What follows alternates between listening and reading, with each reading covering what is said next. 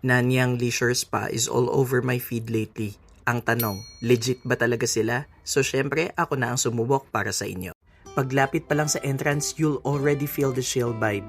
Mukha siyang sosyal pero hindi intimidating. Pagpasok ko, warm welcome agad. Points na yan sa akin kasi minsan yun lang naman talaga ang kulang sa ibang spa, di ba?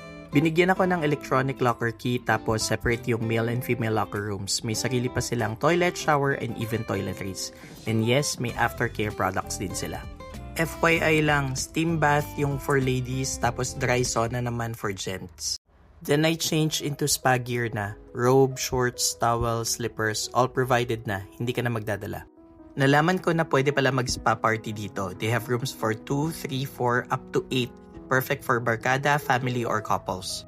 Meron pang massage areas with movies, as in naka-lazy boy ka. Pwede ka mag-relax habang nanonood ng film. Gusto mo ba yun? I tried the Swedish massage at kung may request lang kayo, hanapin nyo si Ate Pen. She did wonders to me. Literal na nawala ang lamig-lamig ng katawan ko.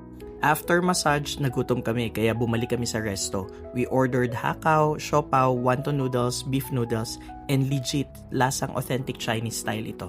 Massage starts at 1,500 pero maraming promos plus may vouchers din sa Star Deals for discount. So, tipid pa rin. All in all, I'd recommend Nanyang Leisure Spa to my friends. And for sure, babalik ako rito. Kasi yes, deserve mo rin ang magpahinga.